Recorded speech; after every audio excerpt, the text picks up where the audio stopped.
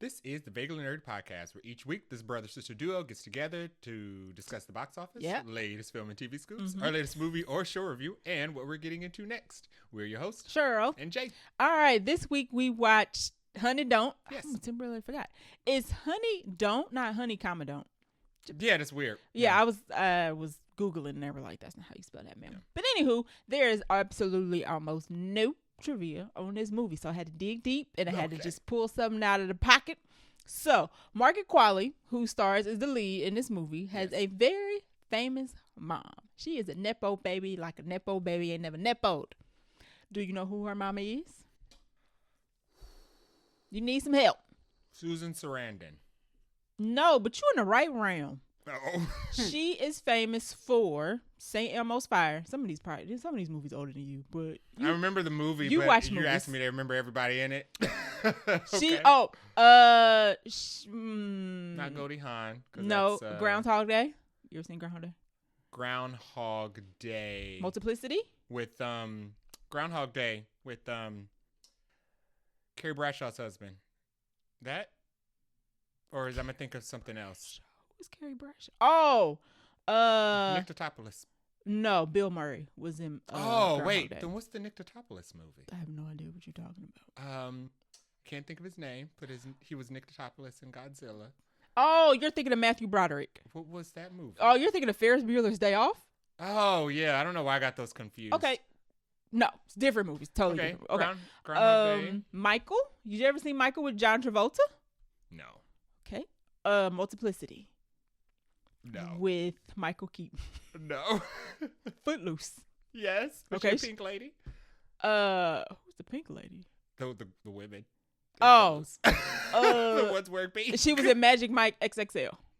Oh, she was also in, you know this, she was in Ready or Not.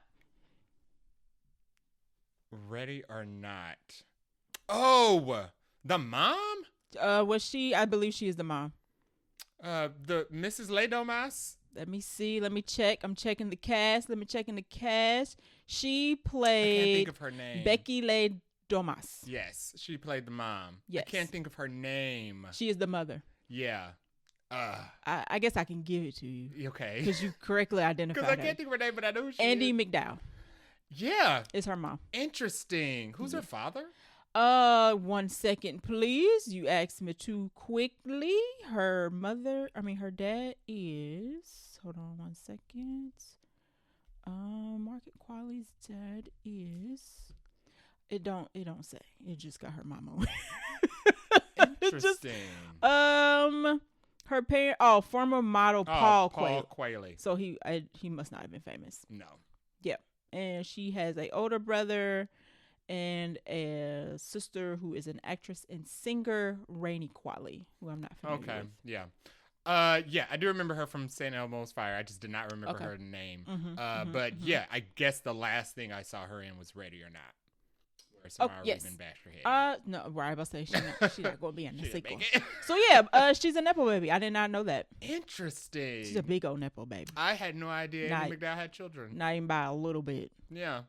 So she must have kept her dad's name then. Yeah, Qualley. Yeah, right. I wonder if she did that. Which they were married for a period of time. So. Oh, okay, that would make sense. That would make sense. Oh, Andy McDowell was like, no, keeping my name. I ain't mad at it. So yeah, that's the trivia. Because that's literally all I could find about this movie. Well, shout out to Margaret Qualley and Andy McDowell. Exactly. Yeah.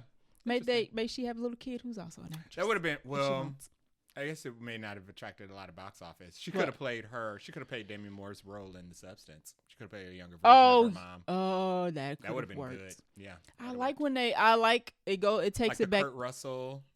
Russell. Yeah. I like when they do that. There's another pair that, no, I guess they haven't been in a movie together. I was thinking of the Paxtons. Bill Paxton and, there is another pair though. Not Bill Paxton. He was just in Thunderbolts. I'm Bob.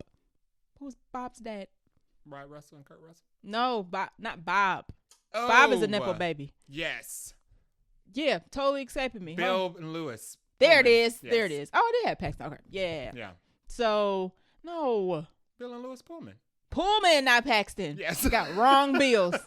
Yes. I'm here today. Independence Day. I am here today, not Twister. I was thinking Twister, not Independence Day. Yes. Wrong disaster movies. But yes, some Nepo babies I like. I ain't mad at it. John David Washington's another Nepo baby. I ain't mad at. Yes. The Quaid, Dennis Quaid, and Randy Quaid. Not Randy Quaid. And Meg Ryan, so he's a double Nepo baby. He is a double Nepo baby. Yeah. I forgot about that. There's one Nepo baby I'm not a fan of. Oh. I'll give you a guess. A Nepo baby you are not a fan of. Who got a web that connects us all? Oh. I don't know how she gets. I don't know how she keeps getting work. I don't know. But people seem to like her. Somebody likes her. Or her parents. Her parents. There it is. That's it of us bragging and talking. I'm not bragging. Let you guys guess who we're talking about. Right. Us complaining about Nepo babies. Yeah. That's it. So we're going to get into our episode. All right. Welcome to the Vaguely Nerdy Podcast, your favorite podcast for movie and TV show news, trailers, and vaguely nerdy topics. Each week, we dive into the latest film release, talk about the plot, characters, our favorite scenes, and give our rating out of 5 Nicole Kidmans. Whether you're a casual moviegoer or a hardcore cinephile, we've got something for you. Reviews, news, hot takes, and a few surprises along the way. So grab your popcorn, open your favorite podcast app or YouTube, and let's roll the reel on this week's latest episode of the Vaguely Nerdy Podcast.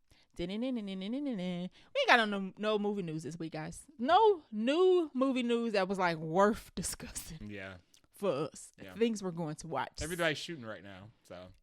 Yes, everything or things are being kept under wraps, so it's like an announcement, but they're like, and we don't know no plot details, when this movie's coming out, or who's starring in it. And you're like, why did you make this an article? Yeah. So we're gonna jump into our trailer park. Toot toot and a beep beep. And a beep beep. There's only one car in there. First, not even a lot. Two cars. My bad, it's two. First car in the trailer park is for Good Boy. This comes out October 3rd. This is a horror film. And what is it about? I'll read the synopsis. A loyal dog moves to I love that it says a loyal dog by itself. Yeah, keep paying the mortgage. A loyal dog and its owner moved to a royal family home with his owner Todd, only to discover supernatural forces lurking in the shadows. As dark entities threaten his human companion, the brave pup must fight to protect the one he loves most. So the owner gets possessed by a demon or something. There's some type of, and the movie spirit. Is shot through kind of like The Presence. It was the ghost point of view. We're supposed to see it through the dog's point of view. But it's not shot from the eyeballs of the dog. Yeah, so it's like in third person. Yeah. We're out of body of the dog, and we're following. I guess it's better to say we're following the dog around like versus following the demon or the owner Todd around. Yeah. Mm-hmm. It went viral. The trailer went viral. Yeah. The description has been called the most heartbreaking movie you'll ever see. So people are concerned that the dog don't make it. Todd don't. I don't think Todd makes it. Oh, Todd is done. No, Todd's done. I think Todd is, which makes me wonder what's going to happen with the dog. Now, the rumor is that the dog does not get injured. So I saw on Threads, but that person that people really don't like that.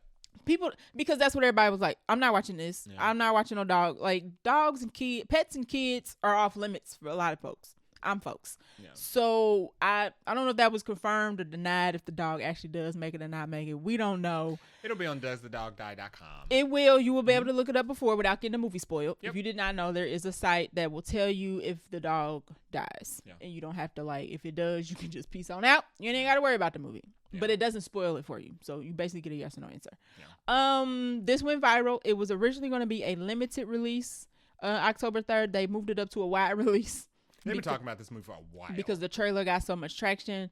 We'll see if that translates to box office sales. People were very excited about it. I don't know what else opens up that weekend, so it might be a good weekend if it's by itself. And it's spooky season, so it's spooky season. Theme appropriate. So yeah, it's it looked like a true horror though. It just don't look like no I Know What You Did Last Summer Scream situation. Yeah, so the trailer shows us the dog and the owner. Well, the trailer kind of starts off with the dog by itself. The house is kind of dark, and it hears a sound, and it goes downstairs to see what the sound is, and we see the owner walk from the side of the screen, and he's obviously already possessed. Yeah. So it looks like the owner's going to be possessed by a demon.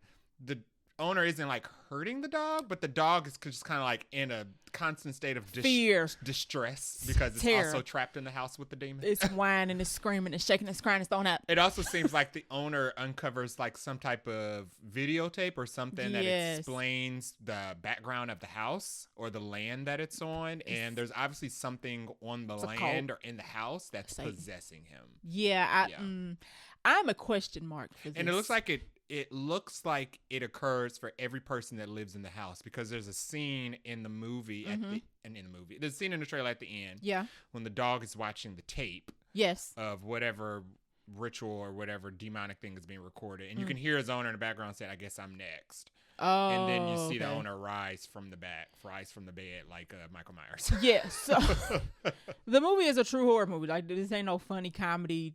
What is it? Cocaine Bear situation. No. This ain't it. Yeah. I'm a question mark. The dog I don't think Troy's gonna make it. The dog is like, even if the dog doesn't die, there are fates worse than death. If you ever seen a horror movie, you know that dying ain't. Sometimes you want to die. You're like, please kill me. Okay. There are things in horror movies that are worse than that. I'm like, well, what is if the owner don't make it? What is the dog? Yeah, like Woman in the Yard. Is it going right? Is it going to like a shelter? Is it somebody going to adopt it? Is it going to a nice foster home?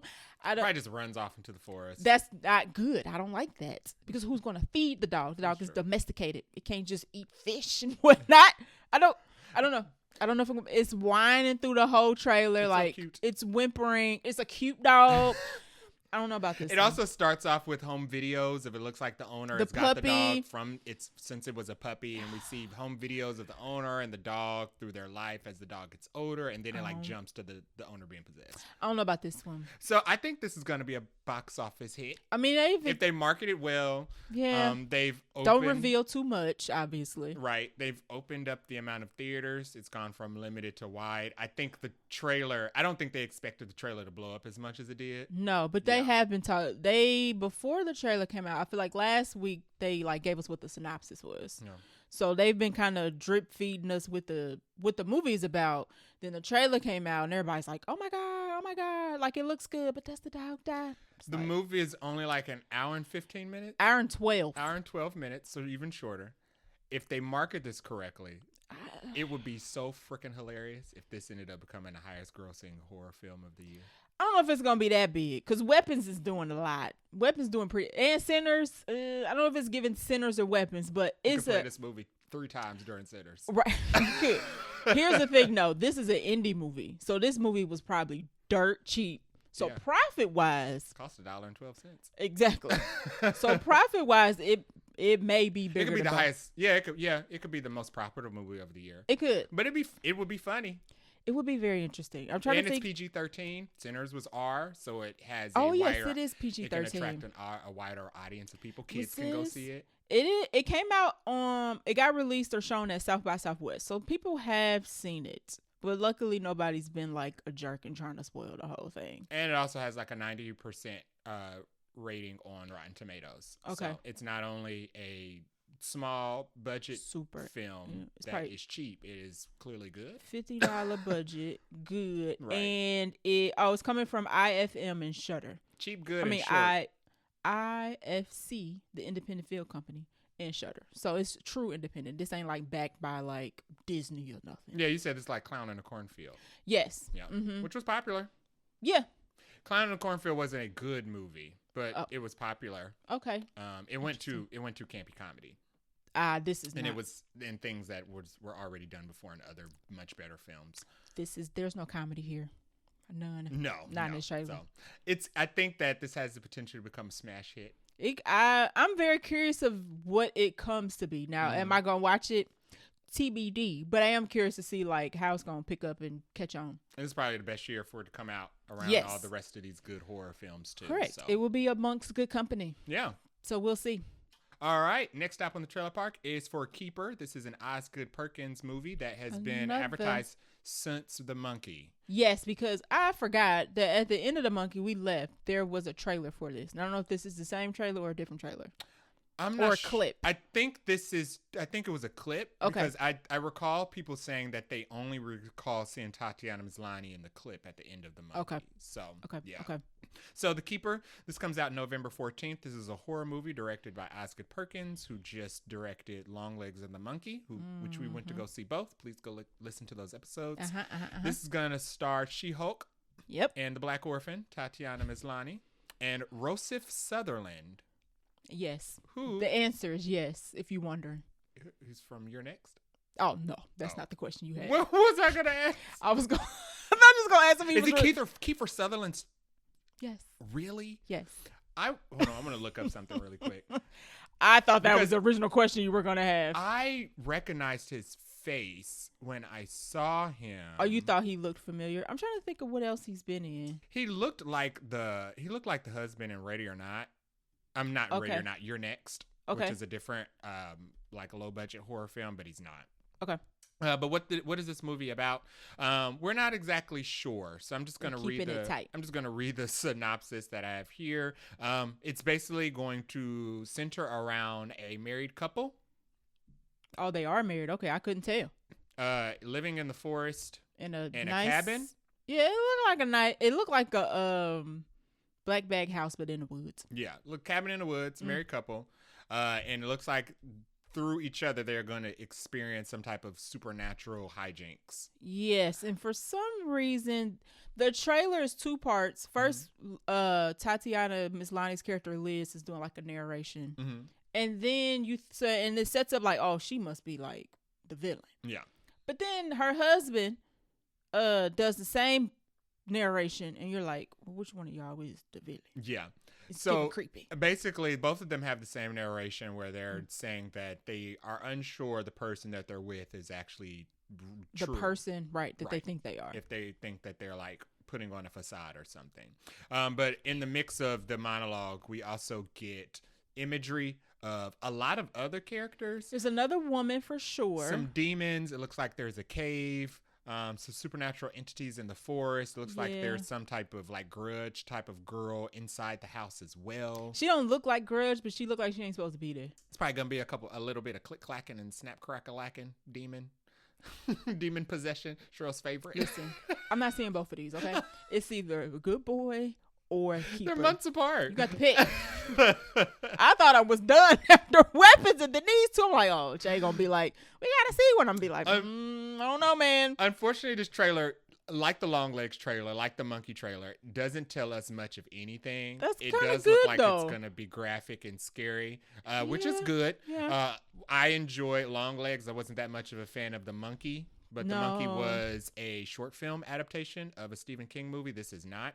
No.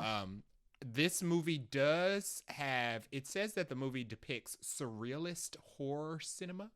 Surrealist cinema was popularized in France. So it borrows French horror concepts. Foreign horror films are terrible. The surrealist horror movement is known for using shocking, irrational, and absurd imagery and Freudian dream symbolism to challenge the traditional function of art to represent reality. So pretty much what we see in the movie, we're going to be questioning reality throughout the entirety of the film. Those movies have like, they're not horror movies like, to me the villain is not a ghoul or goblin. It's like a person that's like possessed. Yeah. So, and that's more like realistic looking than like, you know, whatever the heck be happening in other horror movies. So you gonna have to pick. I'm not seeing both of these. If I had to pick, because there's barely anything in this trailer, I would pick this one. Cheryl only wants to watch this one because it doesn't have the dog in it. Yeah, exactly. Telling y'all, man. Watch Good Boy's trailer and let me know if you can sit through the whole thing. Not only does this look scarier than Good Boy, it's rated R. Good Boy is rated PG-13. So this is... I can't explain it. This is technically scarier. Listen, when that dog started to whining, I was like, I'm about to cut this off. Because I can't... Whining kids and whining dogs is like my kryptonite. I can't do it. I can't sit through it. I would say when we started this podcast, I'm sure you didn't anticipate us being so knee-deep in horror film. Jesus. And you know the problem is... We started the podcast with superheroes in mind. Here's the problem. Our horror movie episodes. Do numbers. And I'll be like, oh, do I want to sacrifice my sanity for some podcast downloads? I don't know. Yeah. I don't know. We started a podcast. We were like, we should have a podcast talk about our favorite superhero movies. And Marvel was like, we're making less. So right. Now we have to watch other types of movies. Right. And we're watching. We're getting rid of the horror. Content. Right. Yeah. And DC just ramping up. So we done went to vaguely nerdy to super horror. vaguely horror. Vaguely spooky podcast. So I think this is gonna be good. I like Tatiana Maslany. I like her too. Haven't seen her anything in a while. And Osgood Perkins. We just saw her in The Monkey. Remember, she was the mom. Oh, she was in The Monkey. She was in The Monkey for a very short period of time, which I kind of expected her to be. She wasn't in that a lot at all. But Osgood Perkins, I was not a fan of The Monkey, but it wasn't boring. It was at least entertaining. I was a different. fan of Longlegs. It was different. You didn't think Longlegs was scary, though. I didn't. I've seen Longlegs like 6 times. That's got to be a Guinness World Record. But I didn't think Longlegs was scary. I enjoy Longlegs for scaring me. This does at least look scary. Longlegs looks scary in the trailer. It didn't turn out to be as scary because it was more like Seven. Okay. With the devil. I think it was more than that, but fine. Outside of Kevin Spacey. So you think this is more scary than Good Boy, huh? It's a rated R. You're right, it is rated. But that might be for like image. I don't mind like gore. If it's gory, I'm fine with that. We don't have a runtime, but it's probably going to be at least an hour and a half. That ain't bad. No. That ain't bad. So I might be able to do that. 15 minutes longer than Good Boy. I mean, 15 more minutes of me with my eyes covered. What's the difference? Okay. We'll see. For the trailer park this week. Let's dive into this bunch crunch. All right. First up, we have some news on Guillermo del Toro's Frankenstein movie, which is coming out it's going to be on Netflix. We already knew it was going to be on Netflix, but now we have some dates. It is going to get a limited release, the new thing with streamers. At least they putting it in theaters, I guess. Yeah. Not getting on that soapbox. They weren't going to. So. They were not. So it is going to go in theaters for a little bit, October 17th. And then it will be on Netflix November 7th. Now, a lot of times the streamers do that because you have to, for certain awards, you have to put it in theaters. So they typically do that for award bait. But also, these movies should be in theaters anyway. They missed the opportunity putting it on Christmas, just like Nosferatu. This Christmas probably terrible. What's this Christmas? Oh, you know what? There's not an adult movie this Christmas, I don't think. Let me check. IMDb upcoming releases. What is coming out this Christmas that is like rated R? We have Avatar. Okay. This Christmas? Yes. Okay. We have Anaconda. Oh, they're still making that. Return of the Living Dead. Is that real? It's what IMDb. Is that like a re-release? I don't know. It's like 2025. Oh, it's comedy, horror, sci-fi. Anywho, I guess we don't have like a horror movie or like an adult movie for Christmas season. No. Yeah, so I guess this would be it, kind of. Yeah. They should have put it out in theaters for Christmas. Nosferatu did well in the holidays, and especially because we know nothing comes out in January. What's coming out on Christmas this year? Netflix don't like money. Well, they do because they keep raising their subscription prices. Anaconda is our Christmas movie. They don't like box office dollars. They don't. People are wondering if they're going to release the numbers for the K-pop Demon Slayer Hunter. What is it? K-pop Demon Hunters. Mm-hmm. It's funny. I have tickets for that. And I'm like, what is it called? People are wondering if they're going to release the numbers for it. I think it's going to be Netflix's most watched movie. Yeah. So international. People are saying that Netflix not going to pass up the opportunity to gloat about the numbers that it makes in the box because it's only Saturday, Sunday, but the times are like selling out and theaters are like adding more times. Interesting. So, they were reluctant to put Frankenstein out, but they threw K-pop Demon Hunters in the theaters just for a sing-along version. It's doing numbers. It's got like merch and everything. Yeah. I don't know if we're going to get Frankenstein merch. But if you don't know about this Frankenstein. What would that look like? Gross. This stars Oscar Isaac is playing Victor Frankenstein. Yes. Jacob Elordi is playing Frankenstein's monster. And then we also have Mia Goth, who's playing Elizabeth, who is Victor's fiance. Oh, she's a toast. Yeah. Now, I also read somewhere that Mia Goth is dual roles in this movie. Did you see that? Mrs. Frankenstein? After he kills her? Maybe. Usually what happens. Yeah. Don't nobody make it out of this one, right? Is that correct? I don't remember the OG. No. Well, it depends. Okay. if they go, sometimes they can switch it up, right? Sometimes the villagers kill Frankenstein before he gets a bride. And sometimes they do Bride of Frankenstein. Okay. Yeah. So I guess this is maybe a spoiler. Maybe I shouldn't say it. Don't tell me. Okay, I'm not gonna tell you. I can guess. She is not who you think you just guessed. She's not gonna be Mrs. Frankenstein. Who was Mrs. Like his who? So typically in the Frankenstein story, after Dr. Frankenstein makes the monster, the monster realizes that he's all alone. Right. And he wants a companion. Right. So he ends up after he tries to coerce Dr. Frankenstein to make him a wife. Yeah. Dr. Frankenstein says no. Yeah. So he kills. I think he killed Helena Bonham Carter. And then he resurrected her. Okay. As basically his bride. Because he wanted a companion. So that's not what's gonna happen. That is not who Mia Goth's other role is. She has 2 roles in this movie. Okay, cool. So I'm not gonna. So they're not gonna go that way. Good. It don't seem like it's gonna be different. But she's basically Pearl, and was she? She was Pearl and somebody in one of the movies. She was Pearl and Maxine. There, she's Pearl and Maxine. Interesting. Kinda. I should keep hitting it up in those situations. I don't know. She probably asked for it. But something I also learned, if Ralph Ineson also has a cameo in this as the Wikipedia just says as a pivotal cameo appearance. He could just be narrating. He probably show up and leave. Yeah. Like Ben knocks Nelson? on the door, notice something nefarious is happening, goes, and I'm gonna head on out. Maybe. Ben Helsing? It doesn't say what it is. Interesting. It just says pivotal cameo. I didn't know Ralph Ineson was in this, but now I'm even more excited. Yes. So we will probably try to see this in theaters if it's playing here. I like Oscar Isaac and Mia Goth. I don't think I've seen Jacob. Well, I saw Jacob Elordi in the Rosamund Pike movie. Okay. No, I haven't seen. Saltburn. Yeah. Okay, I didn't see Saltburn. Old boy was a scammer. Yes. Yes. Did you like Saltburn? I didn't know you watched that. All right. Taking too long. It wasn't great.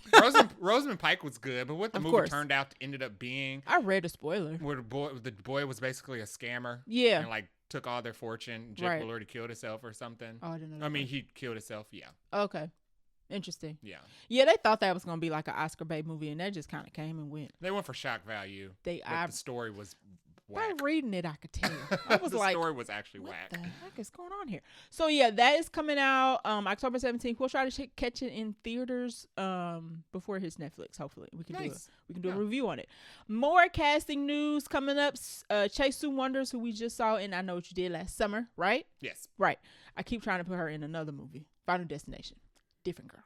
Right? Yes. Right. Different girl. Okay. Chase Sue Wonders and Sophie Wilde are going to star in an A24 movie called October. We have no plot details. Okay. We don't know who's playing who, but it is supposed to be a fugitive thriller set during Halloween time. So sure. A fugitive thriller. So somebody's chasing somebody else. Or unless they both fugitives. That could be possible. And I don't know what Halloween has to do with it, but maybe like Mask and Disguise or something. I don't know. Interesting. Maybe a masked killer. Sure. Screw. Are we no, that would actually just be Halloween, I guess. Oh, well, there you go. There you go. Okay, Sophie Wilde. I saw her in Talk to Me. She was very good, which was an A24 movie. Yep. I didn't see Baby Girl. I didn't think Here was great. Oh. I think she played Nicole Kidman's assistant. Oh, yeah. In Baby Girl. But I did enjoy Chase Sue Wonders as a lead, and I Know What You Did Last Summer. She was not the issue with that movie. No. So I would watch her in something else. Mm-hmm. And I think she's going to be in Buffy. I think we talked about that last episode. She's going to be at least in the pilot episode of Buffy. Yeah. So Chase's agent is making her money. Cool. Interested to see a trailer and hear a synopsis. Unfortunately, just because A24 no longer means it's going to be like good. Sorry. Yeah. Hey, it also means that it may get promoted. It may not. Yeah. We'll find out when it comes out. When you make more movies, you mess up your average. So. Yeah. And A24 said they're trying to make more big box office movies, but they're taking more swings because they're taking more swings. Some of they're making more misses. So yeah. More casting news. Karen Gillan, who we most probably know well as Nebula from the Guardians of the Galaxy series, she is joining Henry Cavill in Highlander. There is another person joining Highlander, and I still don't know when this movie comes out. Interesting. I don't know it's who though. Well, me see. When is this movie coming out? I don't know. Is she going to be talked about it multiple interest? Times in a row. And no. Or is Amy Winehouse she could be. Gonna be a love interest? Okay, you got me for a second. You're right. Yeah. Marissa Bella. Yes. Yes. She is. When is this movie coming out? This reboot this is Amazon MGM Studios, by the way. Mm-hmm. Is set to film starting next month, September 2025. Possibly releasing in 2026. So it don't got a release date. Make me kind of nervous. Highlander is not hard. It's not a very hard story. It's not a hard concept to grasp, and it doesn't require a lot. I mean, the original Highlander was mostly just like shot in Scotland. It's just mostly like they definitely shooting in Scotland in the terrain. So it's not like it had like, well, you know what? The original Highlander had as much visual effects as like the original Mortal Kombat. So maybe they're trying to like ramp it up with a lot more visual effects. Now you know Amazon about to spend budget on this because that's what they do. Yeah. Because they got the money. Yeah. But yeah, there's no date. There is no date for this. Interesting. So she'll be rejoining Drax. That's what's more interesting. Yes. Because I think they just cast a Batista too. So we got Drax, we got Nebula, we got Superman, and we have Amy Winehouse, and we also have Zeus. Russell Crowe. Yes, and we have Zeus. Zeus. Or Zod. Oh, right. We got Superman and Zod. Both of them. Right. We have both. Superman, Zod, Drax, and Nebula. Yeah, I'm curious. I wonder if she'll be a secondary villain. It's not, once again, under wraps. It's not saying who will. Oh, I lied. Uh-oh. Gillian will play Heather, Mick Leod's mortal wife and love of his life. Oh, she's playing Highlander's love interest. Oh, so who's Marissa Bella? Let me find out. Let me see. She Amy Winehouse again? Amy Winehouse. Yeah, Marissa Abuela, Highlander. Did they not say who she? Let's see. Because we just guessed. We did. See, Russell Crowe. Got it. Mm-hmm. She won a 2025 BAFTA. Thank you very much. It's not saying. No? Nope. Interesting. Her we did think. Was announced first, and her role is under wraps. Karen Gillian's is announced.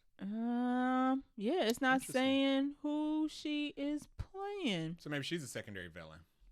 Maybe. Yeah. Or they making people, they also make people up. Yeah. I mean, Highlander doesn't need a lot of characters, but they're going, I have the hunch because it's Amazon, they're going bigger and better. So. Oh, yeah. They're gonna blow this movie up. Let's see. I'm still trying to find out if they saying who she's playing. No. Nope. Okay. Well, excited to see a trailer. Anytime soon because I haven't even started. When I say start filming, they doing principal photography, which means ain't no cast on set. Just begun. Exactly, fresh, super fresh. So yeah, as we learn more about this, and as you correctly guessed, they are filming this in Scotland and Hong Kong. Why Scotland again? I think it's cheaper. To shoot in Scotland than like America. I thought it was just because of what's his face. Who?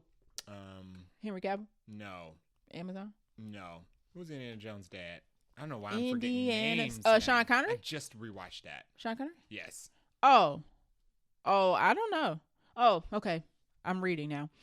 Abuela, I was right in this one, will play one of the new characters, an immortal who is a teacher of sword play and one of his past loves. One of Henry Cavill's past loves. So he got a past love in Marissa. So she's Jennifer? And she is Jennifer. She's Jennifer. She's Jennifer from The Witcher. She's Jennifer. And now he got a new girl. She even look like it. Nebula. Yep. Funny. Mm-hmm. We just figured the whole movie out. So he's once again playing a Witcher. He's got Jennifer. And funny. He got Zod as his daddy again. This is perfect casting. It is. Yeah. I'm very curious about this. Small world. I like all these people in here. So. Yeah. Have you seen Highlander? No. Okay. I should probably watch it though, so I can have a comparison purposes. Yeah. I think I also want to watch The Roses before we watch The Water Roses again. Yeah, I haven't seen it in forever. Yeah. Yeah. I think it's going to be a different twist, but I think this one, The Roses, is supposed to follow the book. War of the Roses was what went off. Yeah, they changed it up a bit. Different. Yeah. Right. So good for Karen Gillian. Yeah. I like her. Last thing we saw her in was I can't remember. That's literally me saying I can't remember. Not. I think it was Guardians 3. Last movie we saw her. Okay. In. Yeah, that's probably right. Probably right. All right, and then last but not least, probably my favorite casting news of the week, Milchick, aka Mr. Milchick, aka Captain Bloodsoe, aka real's name is Tremel Tillman, is going to be in the Spider-Man brand new day movie. Yeah. We have no idea who he's playing. No, we not don't. The slight, no clue. Not if it's a new person. No leakers have even speculated, leaked, nothing. It's Norman Osborn. No, not when they got Coen Domingo. You think they would? They haven't said Coen Domingo is going to be in this movie. They haven't said what this movie's about. Coen Domingo would make a great live action Norman Osborn. Right. I mean, he's already Norman Osborn in the animated series, so that would be weird if they. I mean, I wouldn't be mad at it because hey, I like Tremel Tillman. But there's no telling. Spider-Man has so many side characters and adversaries that it could literally be anybody. Yeah, we also don't know who the I'm forgetting her name. The lady from The Bears playing either. We don't know who Sadie Sink is playing. No, we don't know who Sadie Sink is playing. Still. No, so people are alluding that she might be playing Gwen Stacy. I don't know how that would work in this universe, but I mean, I hope that if the intention is for us to find out who she is in the movie, that they will let us wait. And by they I mean the leakers and the scoopers will let us find out in the movie and not be itching to tell us beforehand. Yeah, they're gonna have that soft by the first trailer. Especially if she's blonde. I don't mind if the trailer sets it up that way, that's fine. But don't tell us before. Let us have some mystery to this movie. There's no telling who Tremel Tillman's going to be, though. No. Mm-hmm. I mean, he could be anybody. Yeah, he could be any number of villains or any number of side characters. Hopefully he's in this more than he was in Mission Impossible. He's not. My only request. He's not Miles Morales' dad. Nope. Kevin said they told him to stay away from it. Washed. So don't expect any Miles Morales Easter eggs. Somebody speculates, oh, what if he's gonna be the dad? And I wanted to put nope, that's not happening. Did you see what Kevin just said? Yeah. So no. Unless they do it and just to annoy Sony. I mean, he could just be a black cop. He could. He literally could be anybody. Yeah. I'm voting for it. I don't know. No idea. I'm just happy he's in it. Yeah, I'm happy he's in it. Yeah. So we'll see as we learn more, as it gets revealed, as they cast more people whose roles we don't know. We'll let you know. If he's in a big role, he could end up in Secret Wars. Yes. Yeah. They need to just take the whole submarine cast from Mission Impossible and stick them in Brand New Day. Unfortunately, they ain't get enough screen time. Unfortunately, they wasted Katie O'Brien and Katie O'Brien in Quantumania. I don't think she got out of the. Oh, you're right. She was in Quantumania. Yeah. That's fine. She played 2 people. We don't. Okay. Yeah, she could. Sure. Mm-hmm. Yeah. The quantum realm is a different universe than upstairs. Nobody even knows who Kang is. He's gone. So he's dead. She could be somebody totally different. Ant-Man killed him. Remember? I don't think they want people going back and watching that movie now. Because ain't nobody watching Quantumania. Yeah, it's coldest act of nowhere. So. Right. Ain't nobody watching Quantumania is like a afterthought at this point, which whatever. Right. We have moved past it. We're leaving it alone. We are leaving it alone. All right, so that is all the Trailer Park and Bunch Crunch because there was no movie news this week. We had a healthy size of Bunch Crunch. We're gonna take a short break and we'll come back for our movie review for Honey Don't. Yeah. Yeah. Honey Don't. No comma. Right. This week, we watched Honey Don't, which was released August 22nd, 2025. The director is Ethan Coen. Now, if you're not familiar with Ethan, he is one half of the Coen brothers. So this is his second movie solo by himself. Right. Or he might have a first one. But his last solo movie was Runaway Dolls. But him and his brother, the Coen brothers, have done some hits. Mm-hmm. Raising Arizona, stars Nicolas Cage. The Big Lebowski, which everybody and their mama have, I guess, seen. Oh Brother, Where Art Thou?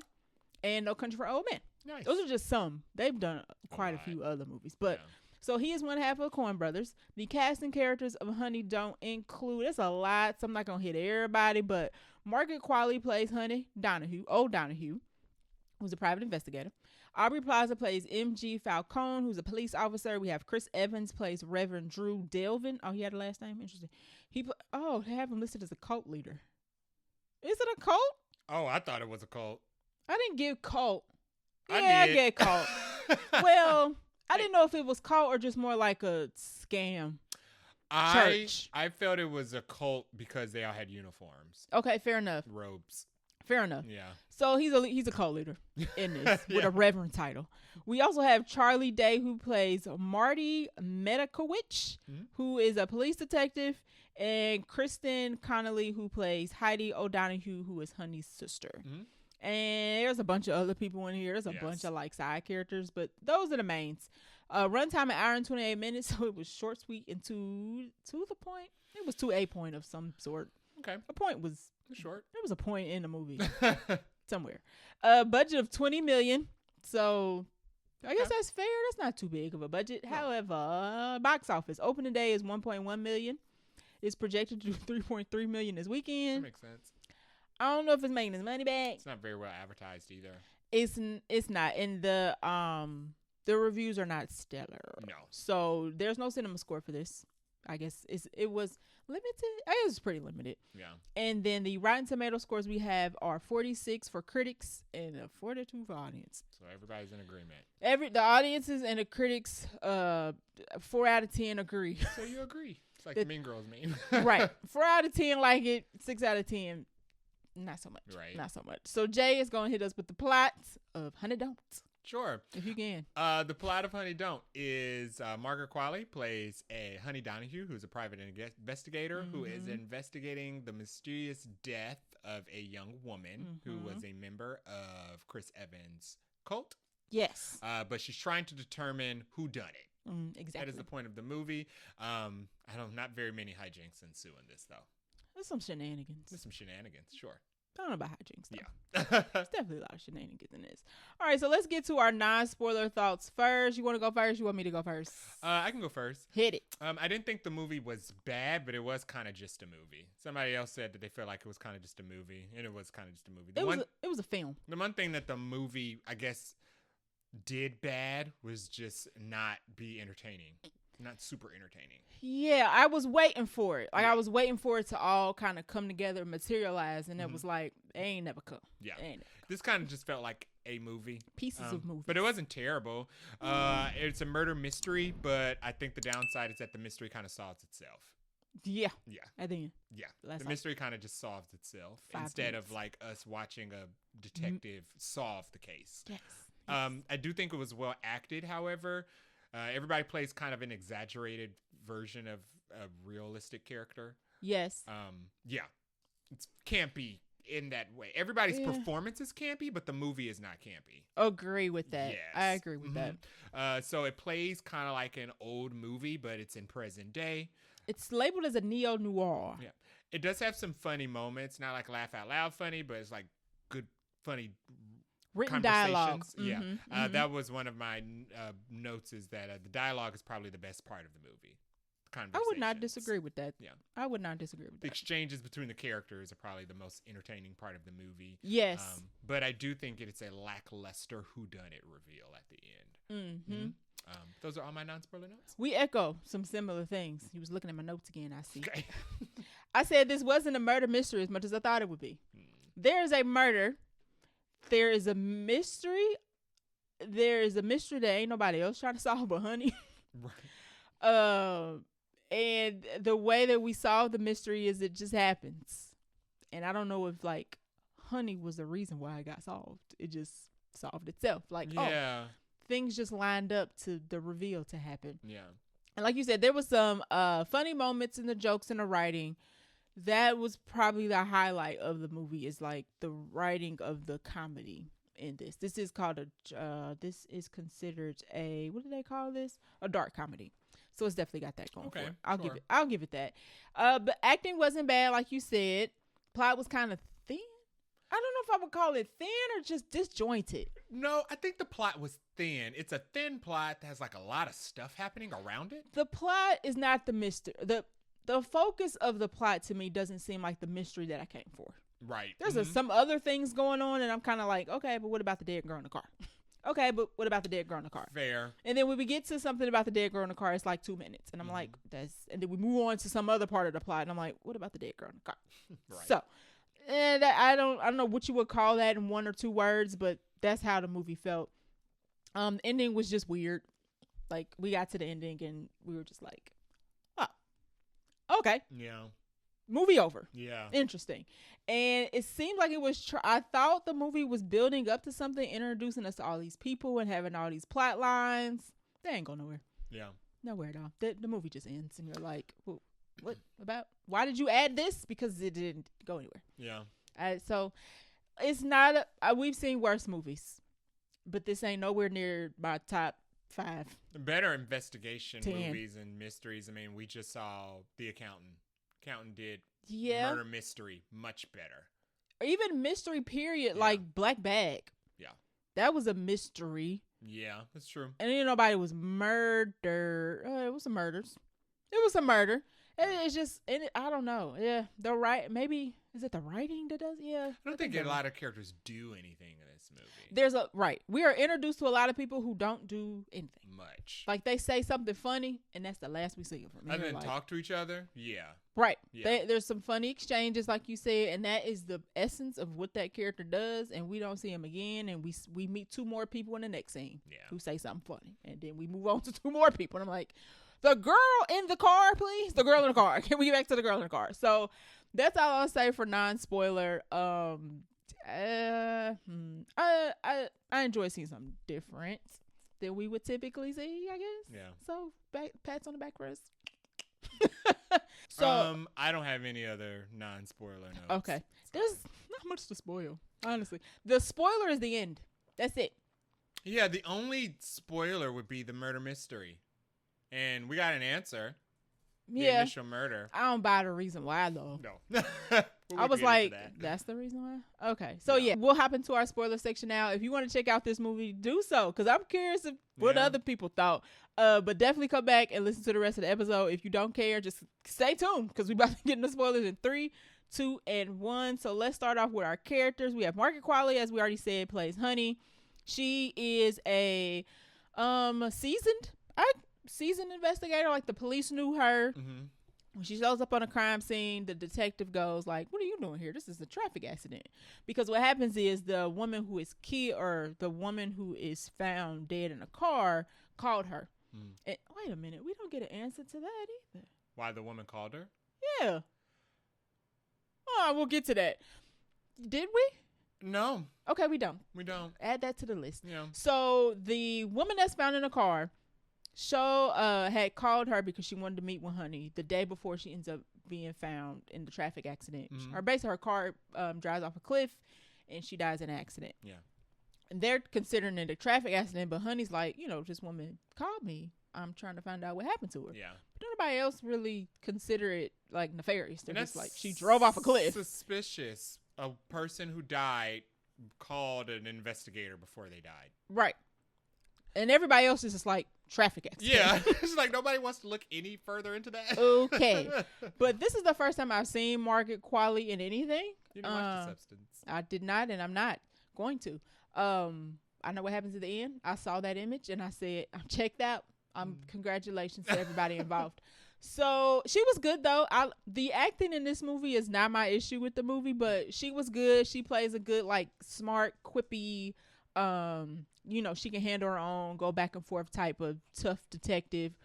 And I enjoyed her. I didn't have anything negative to say.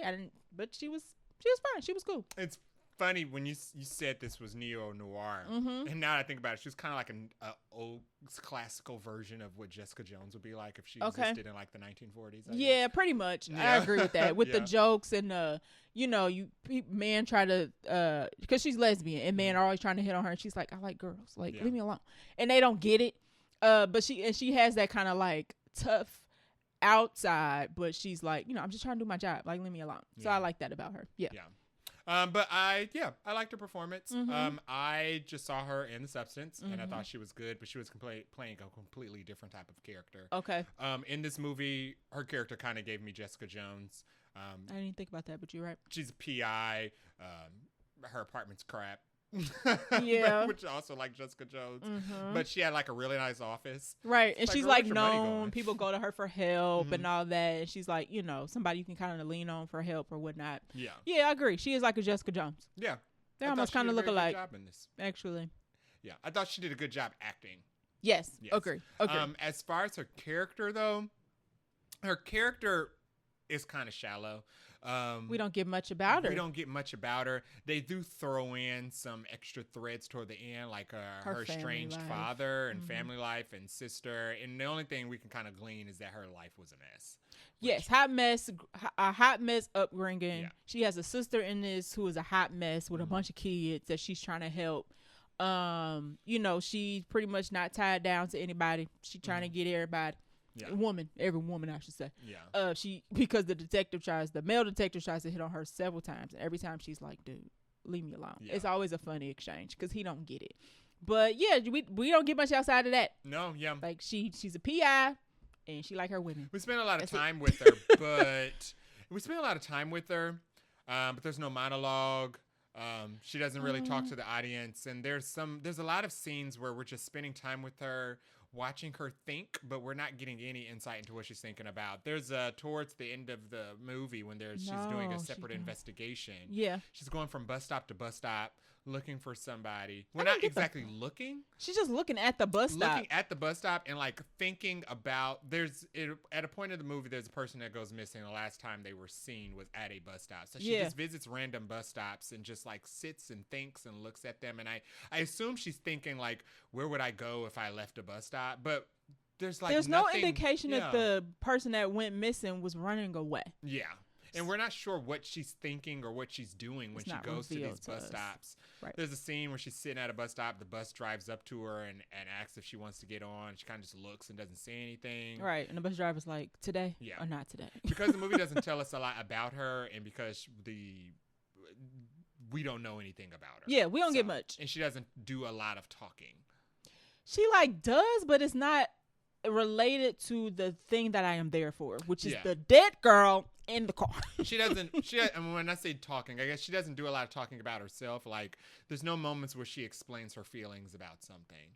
Oh yeah, I agree. Or her feelings or her stance about something. She kind of just seems kind of indifferent to around everybody. Except a boyfriend in particular. Except like maybe her sister and her family. Exactly. Yeah. Exactly. But yeah, like you said, there wasn't a ton there. Yeah. But the acting was good with what she got. Yeah. So yeah. All right. Next up, we'll talk about Aubrey Plaza, who plays April Ludgate. MJ Falcone, who's a police officer. Wild Platinum. Yeah. Wow. Okay, I like Wild Platinum. I like the Wild Platinum character more than this. Yeah, absolutely. Yeah, so she basically plays Honey's love interest in this. MG. Right, I'm thinking Spider-Man on the brain. She is Aubrey Plaza. I like Aubrey Plaza, so this ain't a diss to her. There's always a little April in every character she plays to me. So this is just a lesbian butch version of April Ludgate. Yeah, it's like a poor Janet Snakehole. Yeah. Yeah, right. So I was just like I didn't dislike the character, but I felt like Aubrey Plaza, I don't know if she is trying to insert April or she's not trying to insert April, but April is definitely there. Yeah. So she give off the April quips. She gives off the April Ludgate like stance and personality. Deadpan comedy. I mean, it's just a different version of April Ludgate. Yeah. So that's not a bad thing if you like that character, but that's literally what this character was. I think she did fine with the character. Yeah. This is what I meant when I was like, everybody's kind of like an exaggerated version of like a more realistic person. Because she plays, well, I guess they're not exaggerated. She plays like a 50s cop. Her personality kind of has like a 50s cop, but it's 2025. Yeah, because she does seem like she's stuck in the past, but she's living in 2020. Yeah. But I guess the town that they're in is kind of backwoods. It's segregated from like normal society. Yes. So, with the cult. It's interesting. Everybody's roles in this was interesting. They weren't bad, but... And we also, once again, we don't get much. Like, we get one dialogue about her dad, how her dad was when she was growing up. So we learned that she had a crappy background, upbringing, just like Honey. But outside of that, nothing.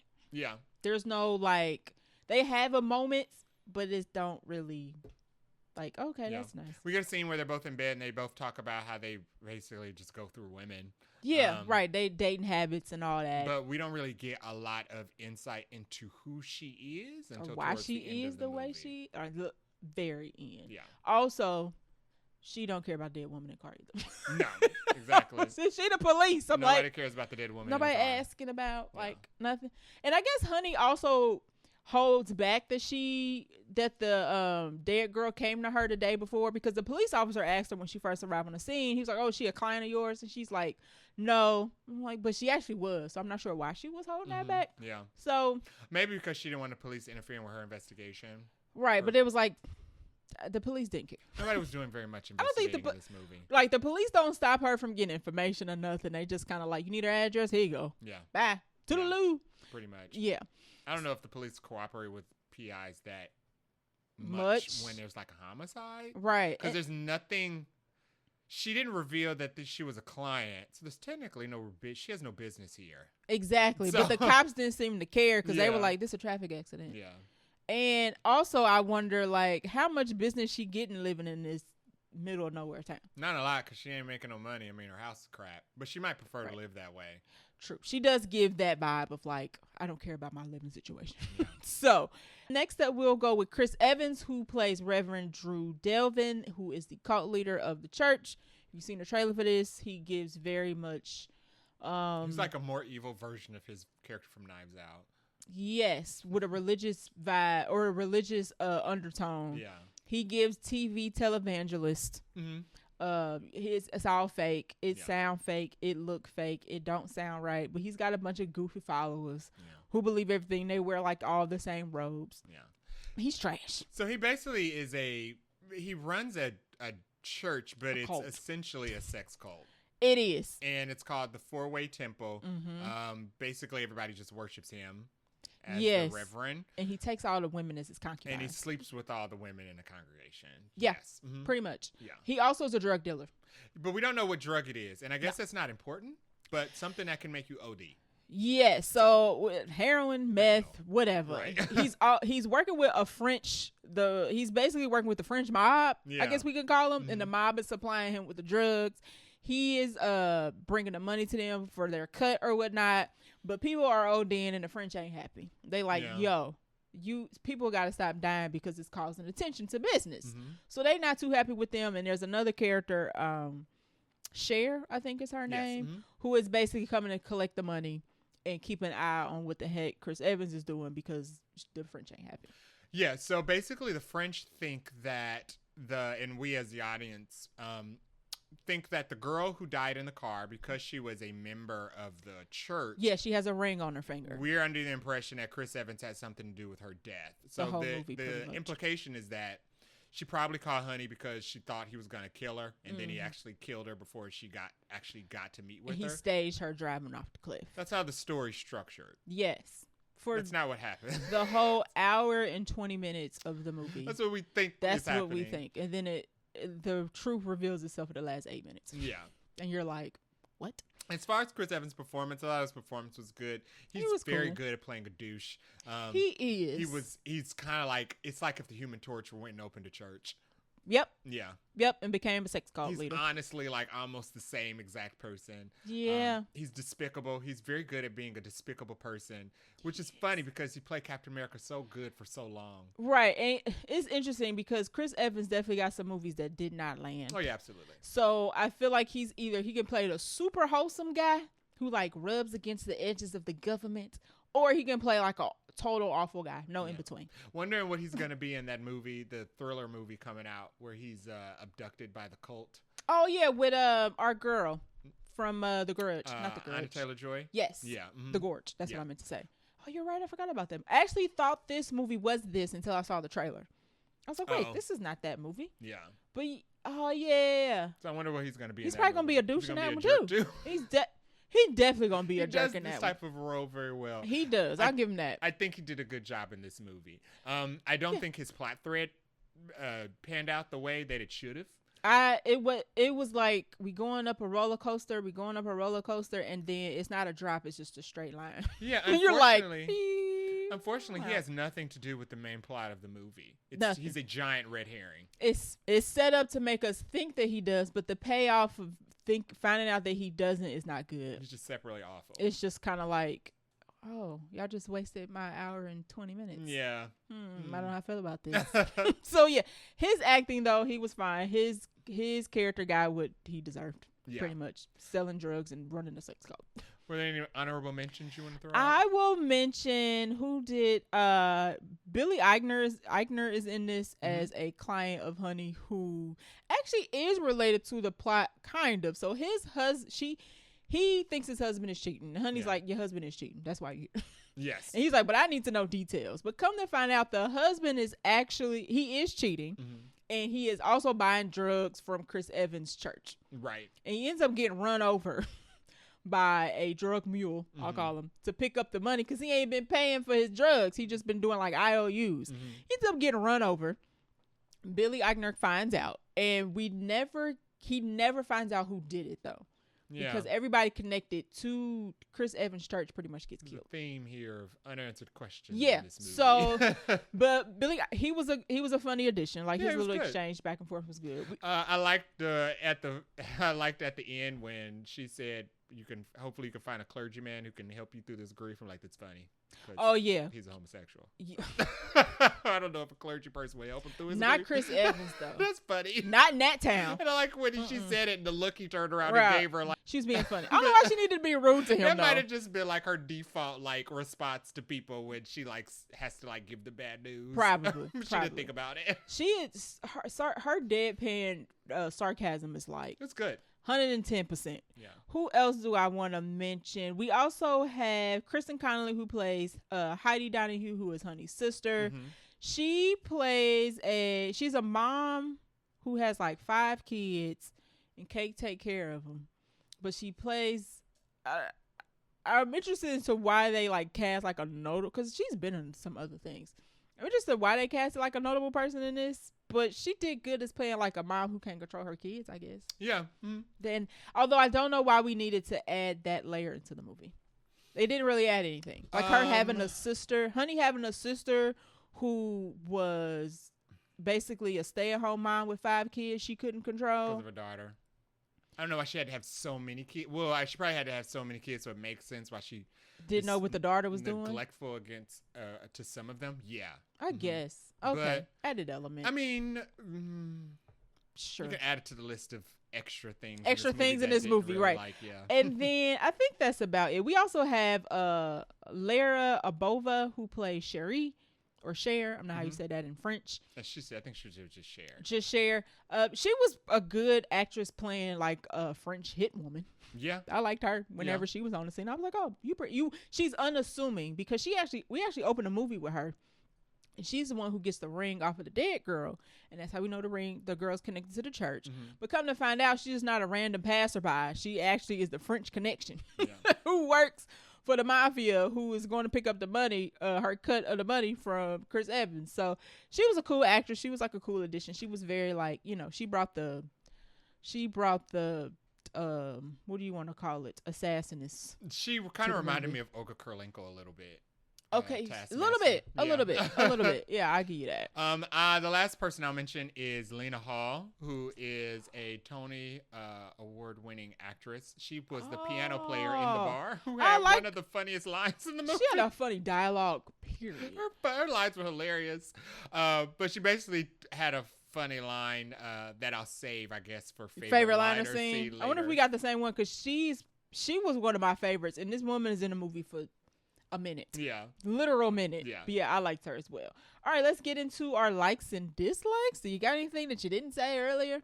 I liked the aesthetic of it being like an old film. Neo-noir? I like the neo-noir aesthetic, sure. Yes. Yeah. Now, the fact that they had iPhones killed the neo-noir for me. Yeah, that gave it away. I was like, that's an iPhone. That's an upgrade with a phone case on it. Now that I think about it, Billy Eichner didn't look like he belonged there. He also mentioned COVID. Yes. So I was like, I'm not feeling like I'm in the 40s or the 50s. But that was also a very good, funny scene in the movie. It was. So yeah, I like the neo-noir aesthetic. Like I said, I liked the acting. I think that everybody definitely committed to the characters that they were playing. Yes, the movie that all the characters were in was kind of not great. I agree with all of that. They definitely, it wasn't like a Madam Web where I feel like they had bad acting. Yeah, like the acting was bad. The studio behind the scenes was bad. It's obvious that nobody likes. At one point they did care, and at some point they just stopped caring about the movie. I feel like this movie was made with intention and purpose, and people brought their A game. It just wasn't well written, and it was the writing. The writing was just not good. My main dislike is the plot. I think that the plot threads were interesting. They almost a good movie is in there. Yeah, it just ain't this. The plot threads were interesting, but none of. In a good murder mystery, when you have all these different plot threads, they're supposed to all converge at the end. And a lot of these plot threads actually didn't go anywhere or have anything to do with the beginning of the movie or the end of the movie. They were just existing, floating around into the ether. And you just leave the audience wondering, like, but what about? Yeah. And what about? So, yeah, that would be a dislike for me, is that all these people we got introduced to, I thought something was going to come of it, and nothing. Yeah. I mean, for example, Chris Evans. Nothing to do. A loose floating plot thread that's connected to literally nothing. Nothing in this movie. Like, he literally could have not. This character could have not been in this. Like, I get why, but it could have been anybody. It could have been anybody. This character could have not been in this movie, and it would not have affected the plot or the murder mystery. Right? Like, what was the? Like, I thought him being in a sex cult was going to lead to something. Mm-hmm. It does not. Yeah. I thought that he was dealing drugs was going to, I mean, it leads to his like eventual end, but it don't lead to nothing on the overall plot. I mean, he was a red herring by default, but he wasn't like a good red herring. A good red herring comes back. They have an active role in the plot, and you're constantly having to, did you not? I mean, we just pretty much thought he did it, and then coming to find out he didn't. Nothing. And he actually had nothing to do with anything. And he even says that in the movie. And he's telling the truth. We thought he was lying, and he was telling the truth. Yeah. He was honest about that. He was like, I ain't got nothing to do with that. Just a literal traffic. Like, my shady business has nothing to do with this murder. Exactly. And I guess that's one of my dislikes is when I said earlier about this is not a murder mystery, really. Like, most of the mystery is her finding her lost niece. And she's not a very good detective. No, because she don't find nothing. She doesn't get any leads. She pretty much goes to everybody asking the same question. Do you know why this girl called me? Of course, they don't know why she called you. The cop, even when something happens in the movie and she goes to the cop and is like, I need you to like go investigate because something nefarious is going on. He was like, what you got?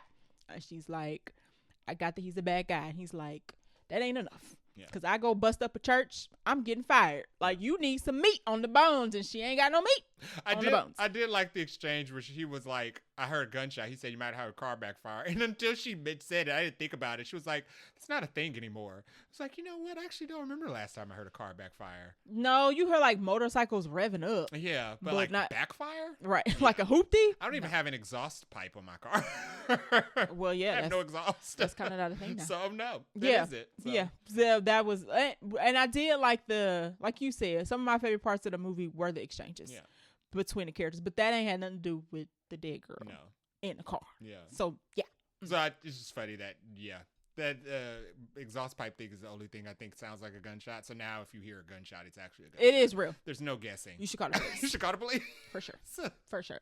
All right, let's get into the ending. So, Chris, like we said, Chris Evans' nefarious deeds ain't got nothing to do with this movie. So Cher is an employee of the French people that he works with. They sent her there to help him keep business cleaned up. Pretty much. Collect the money. Even the French think that he had something to do with the girl's murder because she goes out there and she gets every member of the church has a ring. So she goes out there and gets the ring off the girl's dead body so the police don't make the connection. Yeah. So he, come to find out, has nothing to do with the girl dying. Nope. He didn't have her killed. The French didn't have her killed. She's just dead. Yeah. And of course, and if you ask them, it also is just a random freak traffic accident. Right. Mm-hmm. So, but the French don't like the fact that dead people keep showing up in close proximity to Chris Evans. And I guess she also said that he wasn't they also felt they could make more money elsewhere. Right. So she pops him. Right. In the head. Yeah. They have a little romp. And he's like, oh, what made you want to come over and, do the do? And she's like, because I'm about to kill you. Yeah. And she does that. Yeah, and we don't really get to see him die. No, really, we don't. Yeah. We hear a gunshot, and we see her drive off on her little moped when Honey comes to question him. He exits the film. And that's it. We don't see him no more, and we don't even talk about him no more. No. Done. Never mentioned again. Finished. A couple of his henchmen earlier in the movie die under stupid circumstances. They don't even mention him. The police don't even mention him, like, finding the body or anything. No. You get, like, kind of a small time jump at the end of the movie. Yeah. Mm-hmm. So it's just, he's gone. Yeah, he's just gone. And he had nothing to do with the movie. Yeah. The real killer of the lady in the car that we came here for is actually Aubrey Plaza's character, MG Falcone. Yeah. So So Honey's niece goes missing. Mm-hmm. And for a good chunk of the movie, Honey is trying to find her niece. And she's going to all these bus stops, and we're waiting for her revelation. She don't have one. Mm-hmm. And then she goes to MG because she's slept with MG a couple of times. MG ain't showing up for work, not answering her phone. She goes to MG's house. MG's like, oh, I was just in the basement. I didn't hear you knocking. So they have an exchange, and Honey notices that there's 2 cups of tea on the counter. Mm-hmm. So she's like, oh, that's weird. If you live here by yourself, who's the other cup for? It actually turned into a mystery for like a minute. Yeah. That got interesting. It got interesting. So Honey turns one of the cups, and we realize it's got green lipstick on it. The green lipstick is the same green lipstick that her niece was wearing. MG goes on and MG turns, right? Because she knows she's been found out. Mm-hmm. MG goes into this weird monologue about how her niece is just a victim and she deserves to die for, I don't even know why.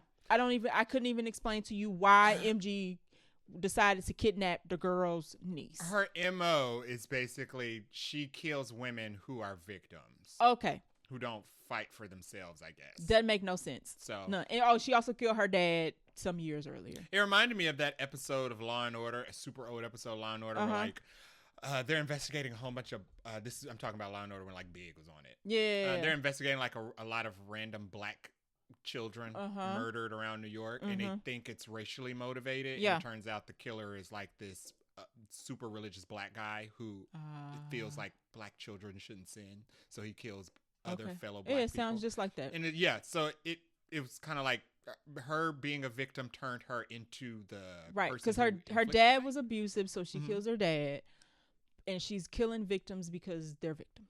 Yeah, so she reveals that she killed her dad. She says that her dad died overseas in war. Yeah.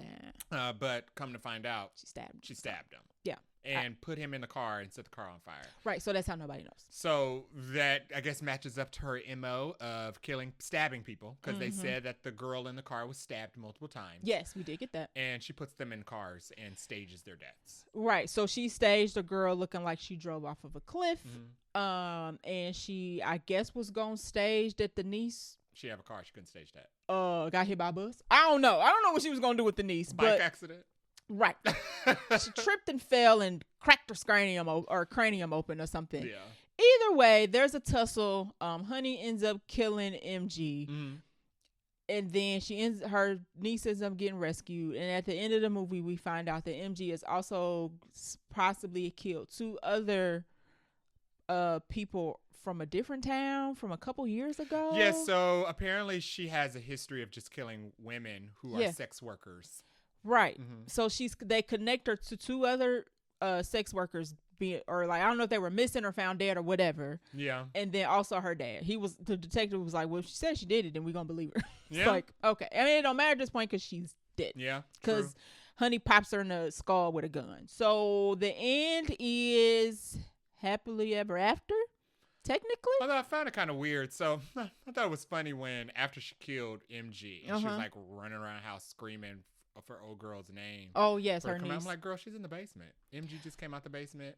Yeah, I know. When you kidnap people, you put them in the basement. Right. I don't know why she immediately didn't go to the basement. She went to the living room. Like, you've already walked this whole first floor. And she was stabbed, so maybe she was a little bit delulu or whatever. But she also didn't grab the knife when MG fell. So Honey like burns MG on the face and on the hand, and the knife falls out of MG's hand and is just laying on the floor. And I was like, girl, get the knife and stab her. Why are we tussling? She goes for the gun. Yeah. Well, I mean, whatever. Yeah, it worked. Right. She lived. So it's technically a happy ever after ending. We don't find anything else about Chris Evans and what the fallout is from that. MG's gone. And then at the very last scene, Honey ends up running into Cher as Cher is about to go back to the airport and get back on her French Connection business. And it's implied that they hook up before she goes to the airport and leaves. Yes. And that's the ending. Yeah. That's it. That's how it ends. It ends with the person who we wasn't even remotely thinking about. Reveals herself as the Reveals killer. herself in the last 5 minutes of the movie. Honey wasn't even there. It would have been interesting if Honey went there on a hunch that she thought it was her. Nope. But she didn't. She just went there to ask her if she saw her because she was like, you guys get off at the same time. And she was even thrown by the fact that MG was acting weird. Yeah. So I was like, oh, you don't even have no you don't inkling. even think it's her. You a detective. Yeah. I'm sorry. Yeah, you a private investigator, Yeah. excuse me. And you supposed to have the knack for, something's off.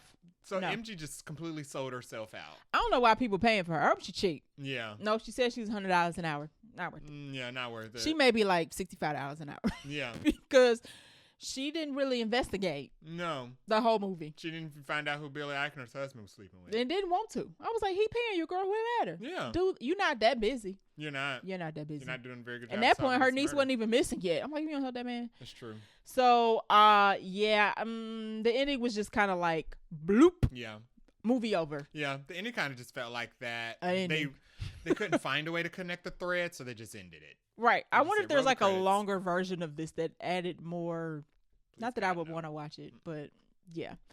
Do you have a favorite line or scene? I bet you we got the same one. Probably.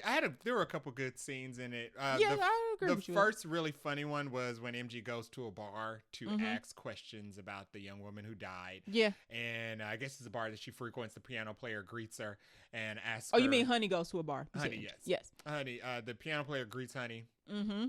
and asks her, Is she sober or is something? she sober? Because she hadn't seen her in a while. She was like, no, I'm not. She was like, great. She was like, because it's a slippery slope. First of all, I love when people say sobriety is a slippery slope because it's funny. Right. But That's not how she that said it's right. She said it's a slippery slope. She said first you stop drinking, then you sleep with men, then you start voting Republican. Yes. It's like what?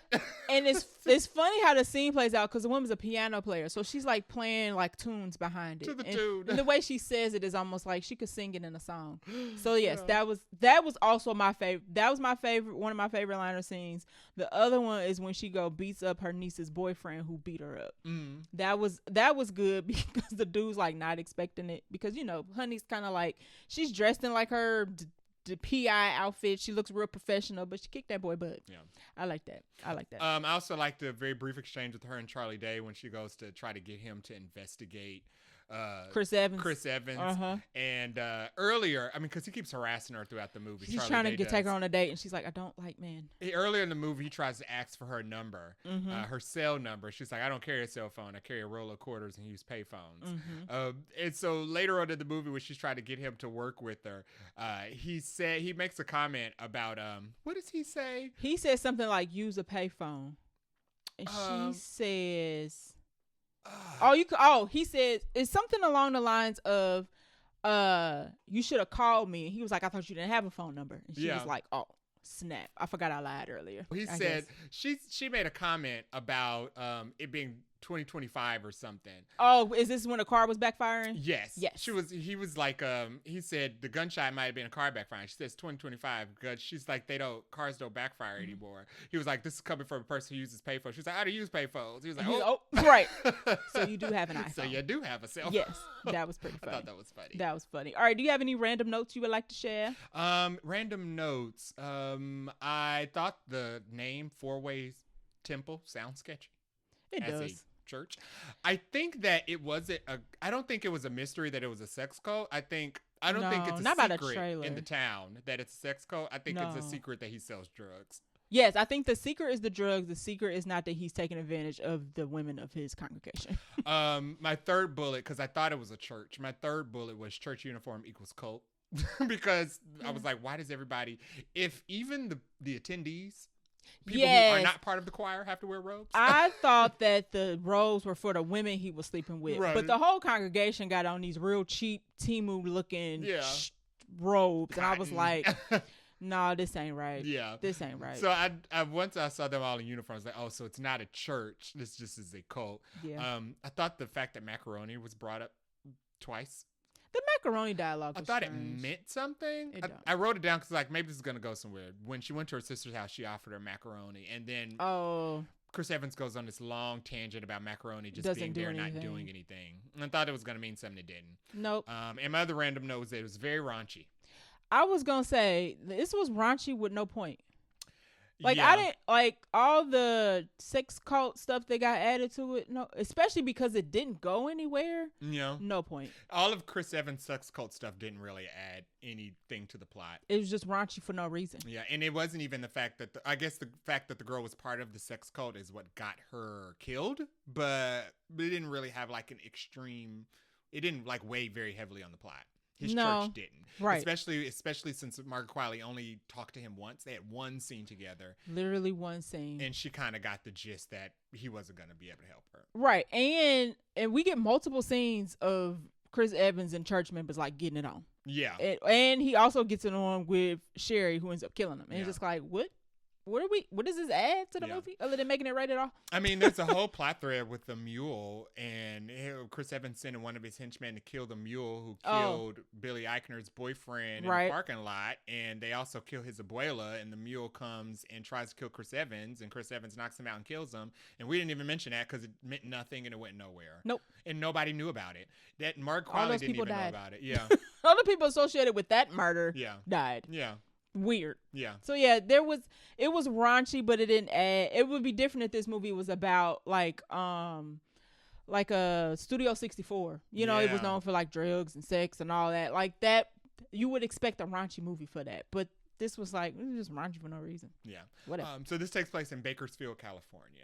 Oh, they're in California. Because we were wondering where the state was, and I thought it was Nevada. But okay. Yeah. It gave Nevada. It gave Nevada. Okay. It gave this that town on Nevada that used to be on the cop show. Yeah. Yeah. Where it's like nothing there. And you're like, what do y'all do for fun?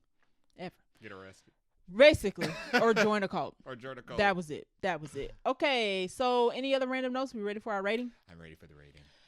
You go first. I would give this 2 Nicole Kidmans. Ooh. Mm-hmm. I think that it was well acted. Yeah. I think that I enjoyed how everybody committed to their characters. Yeah. Mm-hmm. And I liked the dialogue. Mm-hmm. I think the dialogue was very good and very cleverly written. Yeah. However, what I came for was a murder mystery. We didn't get that. The mystery solved itself. The main character wasn't really an active investigator or didn't do a very good job. Yeah. We didn't get any insight into what she was thinking or her process. And so many plot threads just kind of went nowhere. I'm gonna agree. I was gonna give it a 2.5, but I'm like, what would I give it an extra half for? I wouldn't watch this again. No, I wouldn't recommend this. I mean, it wasn't satisfying. The ending was just kind of like, I appreciate that it was short, so I'm glad they didn't drag us out, but you don't get extra points for that. Yeah. So I'm agree. I'm gonna give it a 2 as well. Yeah. Not going on my favorites for 2025 at all. No, it's not. Great performances. I'll give it 2 for tight editing and acting. Oh, yes. And funny dialogue. Yes. So those 2. Everybody deserves to continue to work. Yeah. Yes. I agree. I would see all these people in different things. But I don't know. Maybe the Coens should stay a duo. Yeah, I was just gonna say Ethan might need to join back with his brother because the other Coen, I think his name is Joel Coen. Sorry if I'm getting that wrong. He directed the Macbeth with Denzel Washington. Now that's right. That was good. Right. So yeah, they might need to. And I actually read up why they're not directing. What happened was I think Ethan wanted to take a break or was done directing. The brother went to go do Macbeth by himself, and then Ethan was like, "Okay, I'm ready to get back into directing." So their lineup of when they wanted to do movies didn't align, so they end up doing side projects by themselves. Yeah. So they're not like beefing or anything. Just timing was interesting when like COVID hit and one of them wanted to break or be done and one of them wanted to keep going. So they'll probably make something together. I also read that for the longest time, only one of them got the director credit and the other one got the producer credit because the Academy didn't let because there was some sort of rule. Interesting. Where 2 people couldn't get a director. 2 people couldn't get a director credit if they weren't established as a duo. So because they weren't established as a duo, even though behind the scenes they were flipping back and forth doing both. But I thought they were always called the Coen brothers. Well, they were called the Coen brothers, but not until later in their career were they getting credit as as directors and producers. Interesting. Yeah, they are only the third duo to ever be nominated for Oscars. The others were the Everything Everywhere All at Once people, the Daniels, and I can't think of the other people. Okay.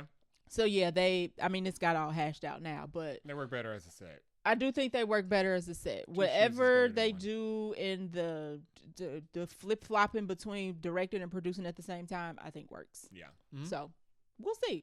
This is supposed to be Ethan's. He calls it the lesbian trio of movies. So I think he has one more. That's interesting. I ain't make that up. Hold on. That makes sense. So his wife Trisha Cook, was the screenwriter on this movie. She also was a screenwriter on Drive Away Dolls. Okay, she is his wife, and she considers herself a lesbian. Oh, okay. Yeah. So this is it's the second in a lesbian B movie trilogy. So it sounds like they got one more. So Drive Away Dolls was the first one, Honey Don't's the second one, and it sounds like they intended to do one more. Good luck. Somebody they're gonna have to find the funding. Yeah. Because this was not, and Drive Away Dolls is also not like critically acclaimed. No, it has like a cult following. Okay. A small cult following. Yeah, it got a 63 on Rotten Tomatoes. Yeah. It's better than this. Yeah, it is. Yeah. This isn't turning out to be the monumental trilogy. It's not. Maybe the last one's gone. I ain't never made no movie. Me neither. We ain't even real critics. We just do this for fun. Yeah. All right, so that is our review for Honey Don't. I would not recommend checking it out.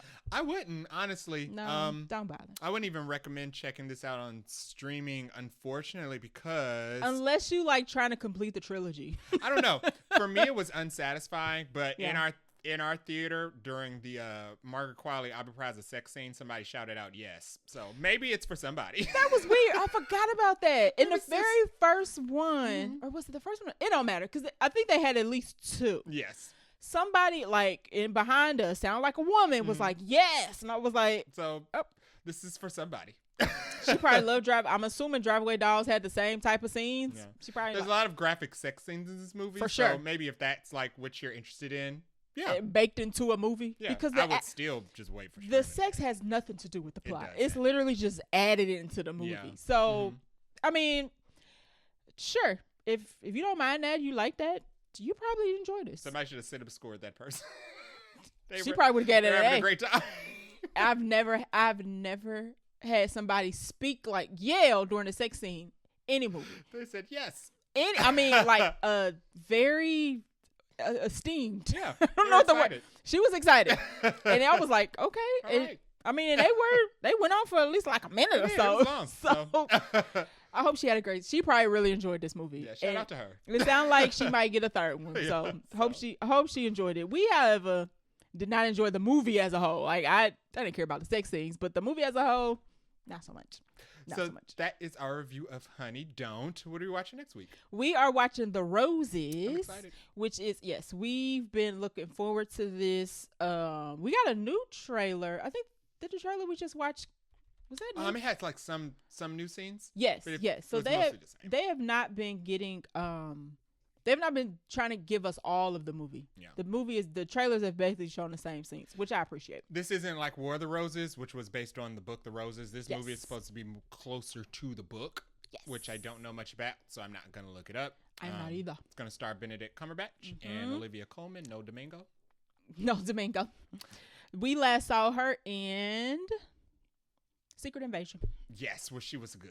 She was the best. She was the best part of that. She was the best. Samuel Jackson was like second best. Yeah. But Olivia Colman was good. She was good. She's very good at comedy. And that was a lot coming out of the fact that series was terrible. Yes. We also have Andy Samberg and one of our faves, Kate McKinnon. Yeah. So it looks like it'll be a good time. Yeah, it looks like it'll be fun. I'm looking forward to it. So that is it for our episode. Thanks for listening. If you like our show, please leave us a review on Apple Podcasts or on your favorite podcast app. You can also leave us a review on our website, vaguelynerdypodcast.com, where you can also leave us a voicemail. We'll play it on our show if it's nice. If it's not nice, I'm going to find you like I am in Taken. Yes. I'm literally going to turn into Liam Neeson. We have a special set of skills. Listen. Called the internet. I will Google to the end of the earth. We work in IT.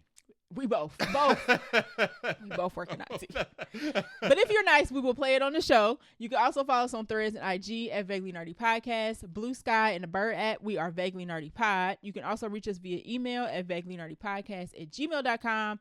And if you are currently listening to this episode on the podcast app, you can also catch us on YouTube at Vaguely Nerdy Podcast. And if you would like to give us a monetary donation, which goes to our hosting fees, we are on Ko-fi, ko-fi.com/Vaguely Nerdy Podcast. Until next time. Bye.